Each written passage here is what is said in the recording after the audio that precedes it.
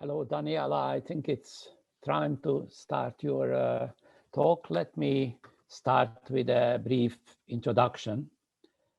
Daniela Kühn is the Mason Professor in Mathematics of the University of Birmingham in the United Kingdom. She has received several prestigious research grants, including ERC starting and advanced grants. She has been awarded the European Prize in Combinatorics in 2003 and the Whitehead Prize by the London Mathematical Society in 2014. She gave an invited talk at the International Congress of Mathematicians in 2014. Her research interests are extremal and probabilistic combinatorics. She and her husband and collaborator, Derek Osthus, and her excellent students have solved an unbelievable number of very difficult problems on graphs and hypergraphs. One of these is the topic of today's talk, which I was one of the people who conjectured it almost 50 years ago. Well, this obviously shows how difficult the problems are that she and her collaborators have solved in a row. And I am particularly happy that I have the possibility to introduce this particular talk. Please, Daniela, give your talk.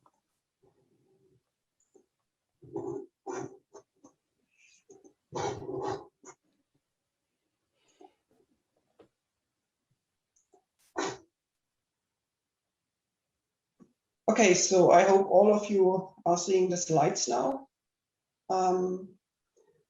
So this talk is about the Erdős-Faber-Lovász conjecture. So that is a conjecture about edge colorings of hypergraphs. And this is joint work with a group of people from Birmingham, namely Dong-Yap Kam, Tom Kelly, and Abhishek Matukku, who are all postdocs, and with Derek Osthus. And before I can tell you more about the conjecture, I need to introduce a little bit of notation. So, okay, so what is a hypergraph? A hypergraph just consists of a pair. It's a pair which consists of a vertex set and a set of edges. And every edge is just a subset of the vertices. So if we look at this picture on the right here, the blue picture, then we have a hypergraph on 8 vertices. So these are the 8 black dots. And in this hypergraph, every edge has size 3. So the edges are pictured by triangles. If we move to the picture on the left here, again, we have a hypergraph. So this time the hypergraph has 10 vertices. Again, these are the black dots. And this time the edges are indicated by lines between the vertices. So in particular, in this example, every edge has size precisely 2. And in the case where you have a hypergraph where all the edges have size 2, we just talk about graphs. Okay, so these things are the topics, the topic of my talks. And I want to look at edge colorings of hypergraphs. And for this, I want to know what a matching is. And the matching is just a set of disjoint edges. So you have a set of edges in your hypergraph such that whenever you have any 2 of them, they don't intersect at all. Okay, and then an edge coloring of a hypergraph is that you color the edges of your hypergraph in such a way that whenever you have 2 edges of the same color, then they have to be disjoint. So they are not allowed to share any vertices. In other words, this means that if you look at all the edges of one color, then these edges have to form a matching. Okay, and then finally, we need the notion of the chromatic index of a hypergraph. And this is just the minimum number of colors needed to edge color this hypergraph. So if you look at this example, we have the so-called Petersen graph, and I've colored the edges of this Petersen graph with 4 colors. So this means that the chromatic index is at most 4. And if you think about it, you'll see that it's actually not possible to color the edges with 3 colors, so the chromatic index is equal to 4. And now in the case of graphs, there are a lot of results about edge colorings of graphs. And one very classical result, which will be important to us later on, is Wiesing's theorem, which tells you that you can color the edges of any graph with at most the maximum degree plus 1 many colors. So clearly, if you look at the vertex of maximum degree, then all its edges have to have different colors. So you need at least maximum degree many colors. And Wiesing's theorem tells you that you can always color the edges with at most one extra color. Okay, so basically this is a very classical result about graphs. Now, if we move to hypergraphs, then here's an example of a hypergraph which has chromatic index. So you have two blue edges, two purple edges, and two green edges. But for hypergraphs, in general, the situation is more complicated. And one indication for this is that the matching problem for hypergraphs is already NP complete. And this is in contrast to the matching problem for graphs. Okay. Now, what is the Erdős-Faber-Lovász conjecture? So this is a conjecture about edge colorings of linear hypergraphs. And a hypergraph is linear if whenever you have two edges which intersect, then they only intersect in one vertex. So what you don't want to see is edges intersecting in two or more vertices. And then the Erdős-Faber-Lovász conjecture tells you that if you have such a linear hypergraph on n vertices, then its chromatic index is at most n. So in other words, you can color its edges with at most n colors, such that whenever you have two edges of the same color, they are disjoint. And Erdős wrote that this is one of his three favorite combinatorial problems. So at the beginning, he offered $50 for a solution, but he later raised this to 500, writing that the increase is not due to inflation, but due to the fact that he now thinks that the problem is very difficult. Okay, now, where does this n here come from in the bound on the chromatic index? Well, there are extreme examples which show that you can't do better. And here are three of them. So if we move from left to right, in the left picture, we see a finite projective plane of order 2. So this has 7 vertices and it has 7 edges.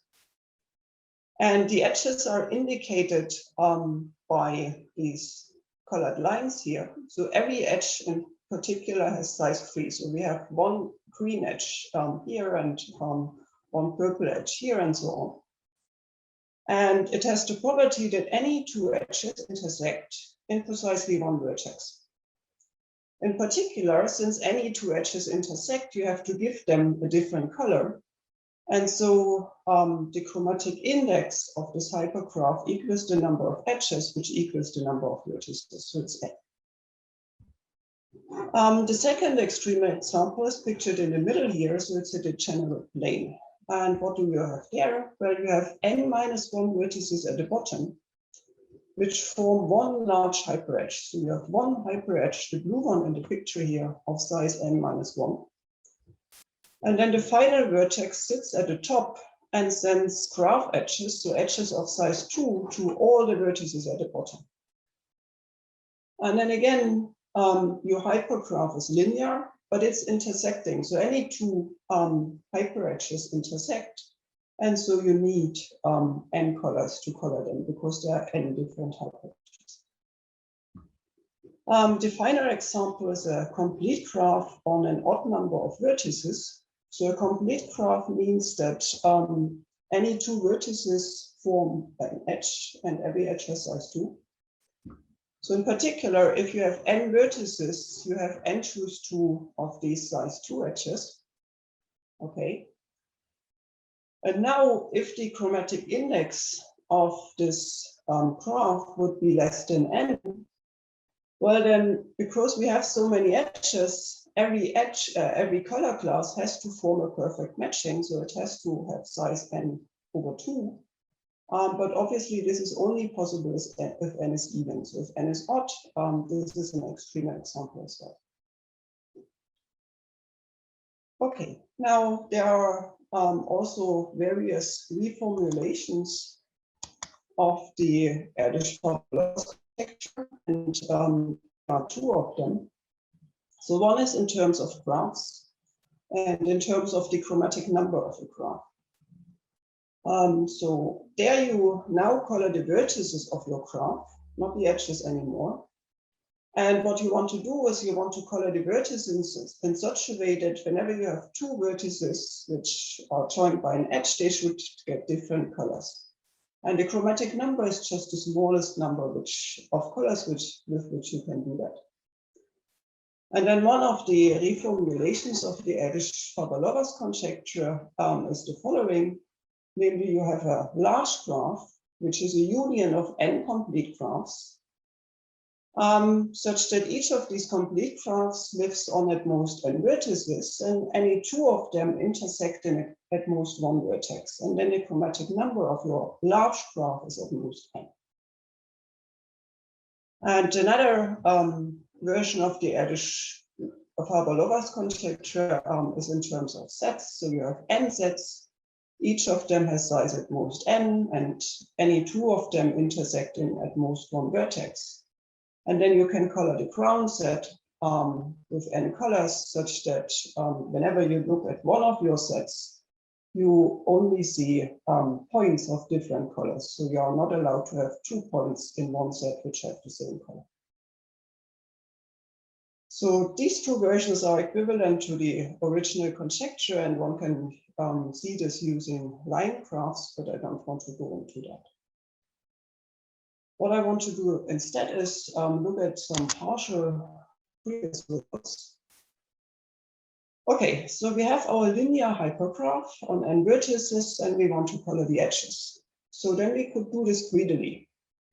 Namely, what we will be doing is we will order the edges, sort of starting with the largest edge first and then so on. So we order the edges according to their size. And then for every edge in turn, we color it with the smallest possible color. And then if you analyze this, you can see that this gives that the chromatic index of your hypergraph is at most 2 and -3. So you can always do this with at most 2 and -3 many colors. And this was improved by Chang and Roller to roughly 3n/2. Okay, now here's another set of partial results towards the conjecture, which sort of relaxes the parameters. So the Kühn and Erdős theorem tells you that the conjecture is true if you have the additional property that the hypergraphs are intersecting.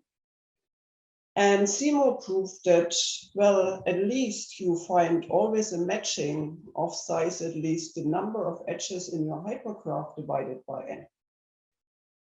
And note that this is actually a consequence, or would be a consequence of the Erdős-Faber-Lovász conjecture, because, well, the conjecture tells you that you can color all the edges with at most n colors. So in other words, you can partition the edge set into matchings, namely n matchings, and so obviously one of them has to have size at least the total number of edges divided by n. And Kühn and Seymour proved the fractional version of the conjecture. Now, what will be important to us later on is also that there are the sort of Pippinger-Spencer theorem implies partial results towards the conjecture. So if you use, in other words, if you use a probabilistic nibble approach, you can also get partial results towards the conjecture. And what is the Pippinger-Spencer theorem? So it's about linear hypergraphs which have bounded edge sizes. So basically, you know that maybe all the edges in your hypergraph have size at most 1 million, and the number of vertices has to be much bigger than this million. Okay. So if we have such a linear hypergraph, and we denote by delta the maximum degree, then the chromatic index is not much bigger than this maximum degree. So it's at most delta plus little o of delta. And what does this give us about the conjecture? Well, for example, it holds if we know that all the edges have bounded size and we don't have any graph edges. So in this, look at the first bullet point here. So if all edge sizes lie between 3 and k, and n is much bigger than k, then the Pipin-Spencer theorem implies that the chromatic index would be not much bigger than the maximum degree, which turns out to be n over 2 at most. And so we have room to spare even. And then obviously, in the case when you have a linear hypergraph of bounded edge sizes, the maximum degree can't be bigger than n, and so the conjecture holds asymptotically. And this second bullet here was improved by Kühn, a breakthrough result, and he got rid of the assumption that the edges have to have bounded sizes. So he showed that the Erdős-Faber-Lovász conjecture is true approximately, so you basically can color the edges with not much more than n colors. And later, Faber and Terrace sort of improved the first bullet point. So they got rid of this assumption that this k here has to be bounded, so they allowed a k which tends to infinity together with n. So more precisely, if all the edge sizes lie between 3 and some small constant times square root of n, then Erdős-Faber-Lovász is true. And both these results use a list coloring version of this Pipin-Spencer theorem, which was proved by Kühn. Okay, so there are other partial results towards the conjecture, which I didn't mention, but I don't have that much time. So let me jump to our result, which basically proves the conjecture for all but finitely many hypergraphs. So the conjecture is true if n is sufficiently large. So whenever you have an n-vertex linear hypergraph, you can color its edges with at most n colors. And we also proved some stability result, which was predicted by Kühn, which basically says that if your hypergraph is far enough away from these 3 extreme examples, which I showed you before, then you can do better than the chromatic index is bounded away from n. So more precisely, if the maximum degree of your hypergraph is not too close to n, and the number of edges of size roughly square root n is also a little bit smaller than n, then, as I said, the chromatic index is also bounded away from n. And this first bullet point here ensures that your hypergraph is not close to a complete graph and not close to a degenerate plane. And the second bullet point ensures that you are not close to a projective plane. Good. Now, in the remainder of the talk, I would like to give you some brief idea, maybe, hopefully, about the proof of this result.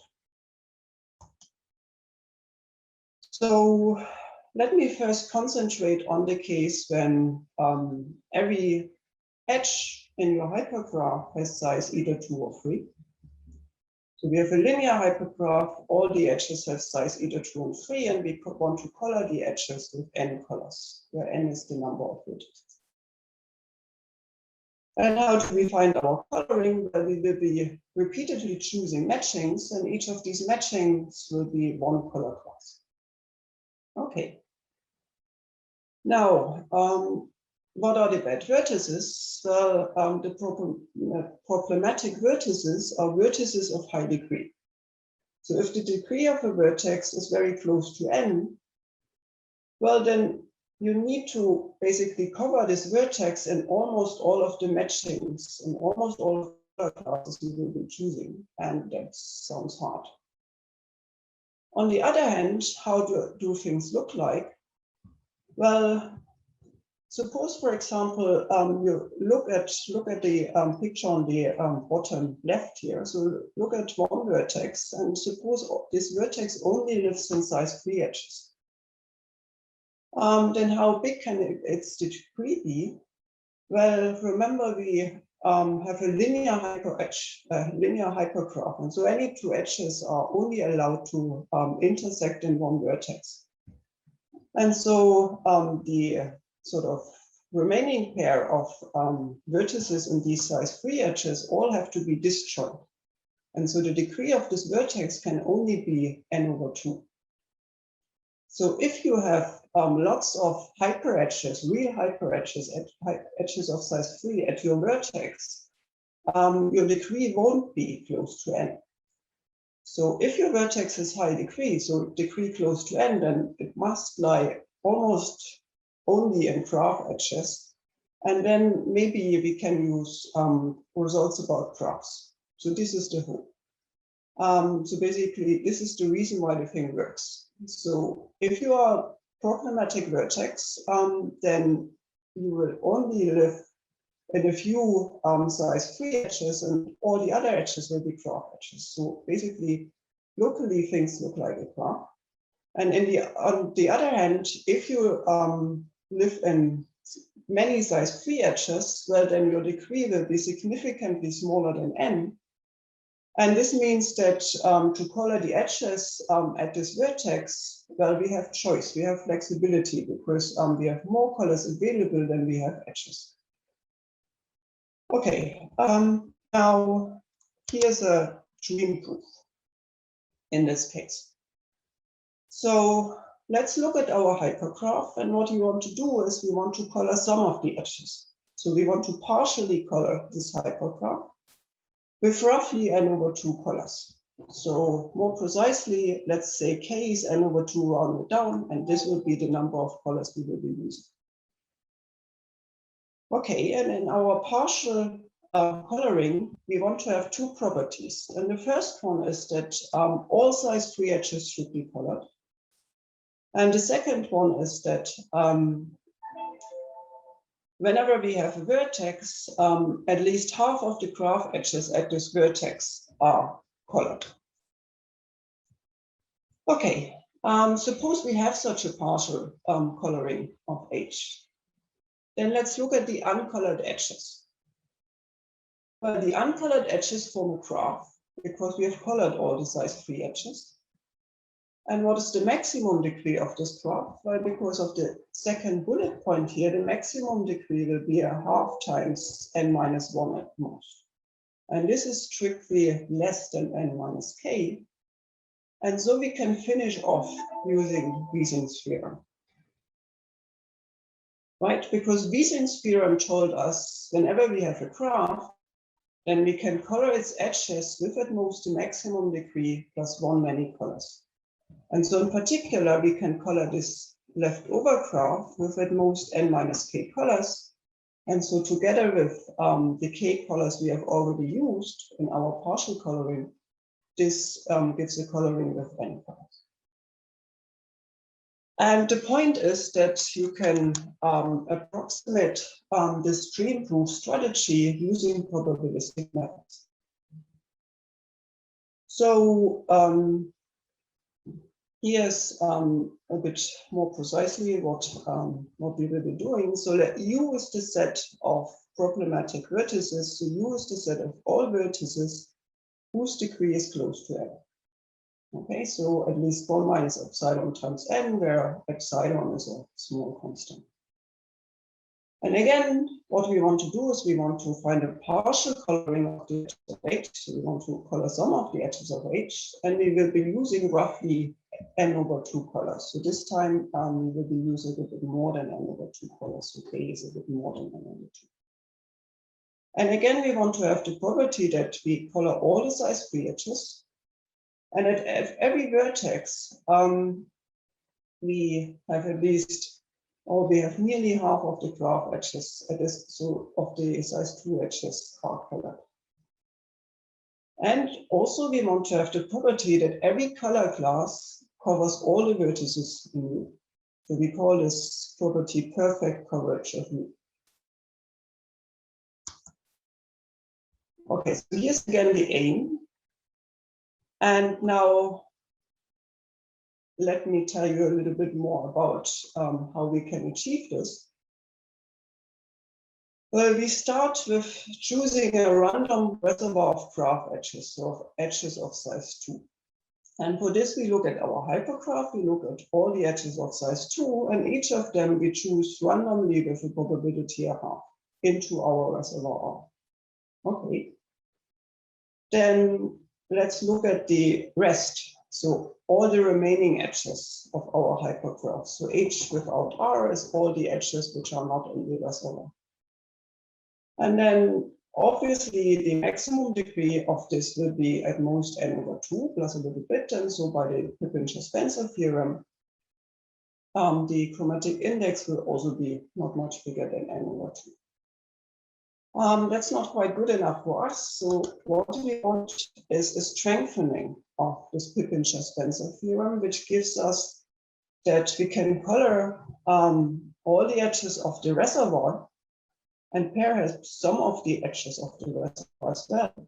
So we color some hypergraph H prime, which contains everything which is not in the reservoir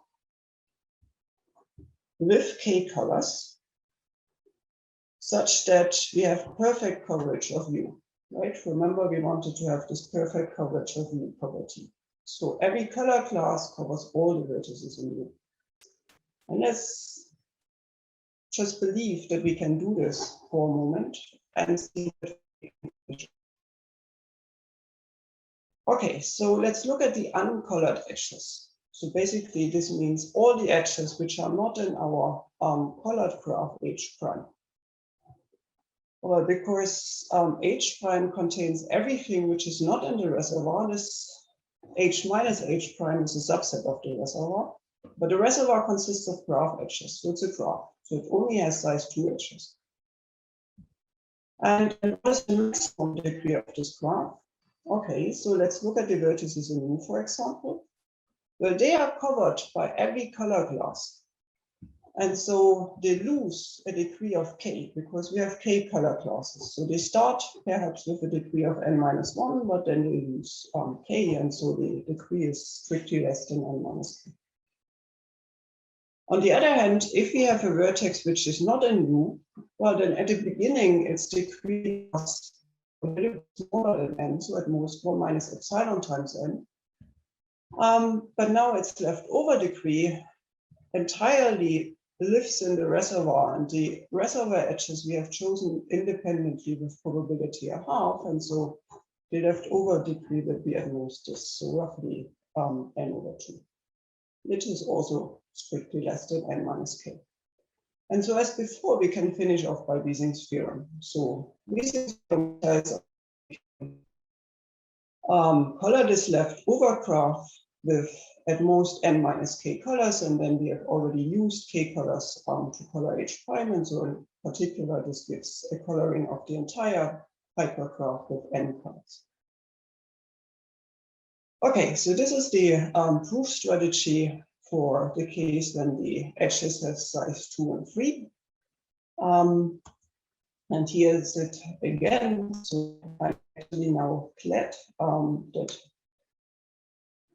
I not got any remarks that this is all nonsense, because I can now tell you that this doesn't quite work. So the point is, I told you that we need to have this perfect coverage of U property, but actually you cannot achieve this. So if you start with a number of vertices, then what is U? Well, every vertex has degree n-1, and so U consists of all vertices. Okay. And then obviously, if every color class covers all the vertices, it has to be a perfect matching, and these things do not exist if n is odd. So perfect coverage is something we cannot hope for in general. So instead, we find a coloring which comes close to it, and close to it we call nearly perfect coverage of U. So what we really achieve is that every color class covers all but at most one vertex of U, and every vertex of U is an edge in all but at most one of the color classes. And then if you do the argument which I outlined before, this gives you coloring of the hypergraph with at most n plus 1 colors instead of n, and you need additional ideas to get rid of the class count. Okay. Now I wanted to say a few words about how we actually find this partial coloring. So this coloring of this hypergraph H prime, which contains all the edges which are not in the reservoir, and which has to have nearly perfect coverage of U. And for this, we combine a random nibble with some absorption argument. So basically what you do is you look at your large hypergraph, and at the beginning you perform a random nibble, choosing every edge and turn with some probability to form a large matching. Okay, and your first color class will be almost this matching, but remember what you want to have is you want to have this nearly perfect coverage of U property. So you want to have that your color classes cover all but one vertex in U. And so you have to enlarge this matching by basically absorbing more or less all of U. And then you use edges of your reservoir to do this. So you use reservoir edges in order to enlarge the matching so that it now covers all but at most one vertex in U. And then this is your first color class, and then you keep going. So obviously this is only a high-level sketch. Some more details. So this is a, I think, very nice slide from one of our Zoom meetings. But actually, I don't want to explain any more about this. So this is all I wanted to say about the case when every edge has size either 2 or 3. And you can generalize this argument in the case to when all the edges have bounded size. Okay. Now, what about the sort of other case? And this is the case when all the edges have large size. So you have a linear hypergraph, and all the edges have size at least r, and r is a very large constant. And in this case, we use sort of totally different techniques. Because in this case, what we want to do is we want to sort of try to color the edges greedily using some clever ordering. Okay, so remember, what do you want to do if you color the edges greedily? Well, you want to find an ordering of the edges. Say, let's order the edges according to their size, starting with the largest edges. And then you want to give every edge in turn a color. And so what you are interested in, look at an edge E in your ordering. And you want to know how many edges intersect this edge and come before E in the ordering. Okay, because then this gives you a bound on the number of colors which you will be using. If you think about it, this is this quantity here. And now in the case when all the edges are large, this quantity is not much bigger than n. And so just by doing this greedy ordering, using this greedy coloring, using a size monotone decreasing ordering, you can see that the chromatic index is at most n plus the rho of n. Okay, in this case, when all the edges are large. But we want to have n here instead of n plus a bit. And so obviously what we want to do is we want to find an ordering such that whenever you look at edge E and you look at all the edges which intersect E and come before E in the ordering, then you have strictly less than n of those edges. And we prove a lemma which basically comes close to it. So it tells you that either you can find this ordering or you have structure. And the structure is that either you are close to a projective plane, or the line graph of the hypergraph has some nice quasi-random property. So basically, in this case, the proof goes as follows. Either you have your nice ordering, and then you can color clearly, or you use the structure which you get from this reordering lemma to finish off. And in the latter case, we will use some existing graph theoretical and probabilistic tools applied to the line graph of H to find the color. Okay, now, so what we have seen is that we can color the small edges with n colors. So all the edges which have size at most RC. And we can color the large edges with n colors. And so obviously we can combine this to color all the edges with at most 2n colors. But the trouble is that I might be in trouble with the chair now, because he wants to see n colors instead of 2n colors. So the point is that we have these two nice parts, and each part we can finish off with colors, but obviously we have to combine these parts and make them work together, so that in total we use n colors instead of 2n colors.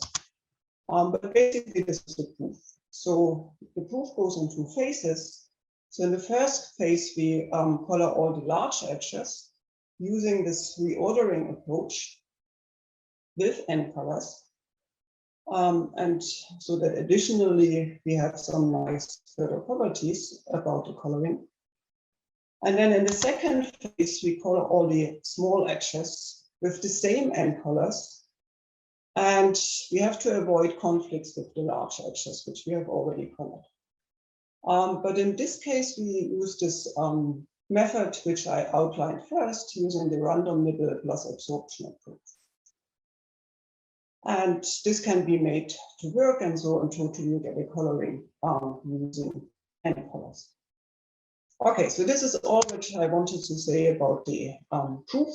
Now let me finish by just mentioning two open problems. So the first one is a conjecture of Birch, Faraday, and Manuel, and it would imply both, or it would generalize both Ising's theorem and the Erdős-Faber-Lovász conjecture.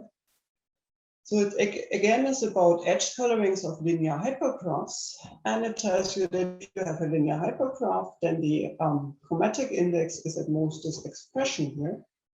So what you have to do is you have to look at all the vertices in your hypergraph, and then for every vertex, you look at all the edges containing this vertex, but you don't count them. You take the union of all these edges and look at their size, and then you maximize over all the vertices. Okay, so why does this imply Ising? Well, if you have a vertex of maximum degree in a graph, then how big is this? Well, this is the union of the sizes of the edges is maximum degree plus 1. So this expression will always be at most maximum degree plus 1. And obviously, this conjecture would imply Erdős-Faber-Lovász, because this expression here is always at most n. And the very final open problem, which I wanted to mention, is the list coloring version of the Erdős-Faber-Lovász conjecture. So you have again your n vertex linear hypergraph, and it should have list chromatic index at most n instead of just chromatic index at most n. This means that for every edge, you assign a list of colors, and this list has to have size at least n. And then the claim is that you can color the edges of your hypergraph such that every edge is colored with one of the colors in its list, such that you have the usual property that any two edges of the same color don't share vertices. So obviously this implies the Erdős-Faber-Lovász conjecture if we just take the list to be the same of size n. And also I wanted to mention, if you use the methods of Kühn, then you get an approximate version. So this list coloring version of Erdős-Faber-Lovász is true if you just want to have n plus the O of n for the list chromatic index. Okay, then this finishes my talk. Thank you very much for your attention. Thank you very much for this. The talk is not only about a fantastic result, it was also beautifully given. I really enjoyed it, and I hope, I'm sure so did the rest of the audience. I don't see questions. I see another thing coming in. Thank you for the talk from several participants. Yeah, no, I don't see any question coming in. So let me thank you again and congratulate to the result, and thank you for the very nice talk. And so this this session. Oh, I see. There is a question.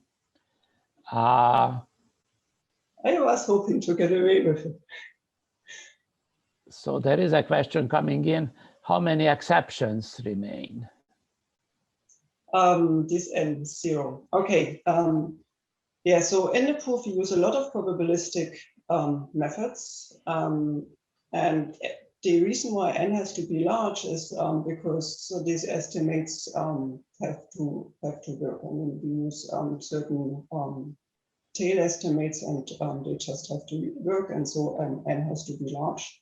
We have not calculated how large n actually needs to be, because what we were aiming for when writing up the paper is to present the argument as sort of in a clean way and as short as possible, rather than to optimize n. So actually, I have to answer the question with I don't know, because this was not our aim. Our aim was to come up with a write-up which is as clean as possible and brings across the argument, hopefully in a way which is understandable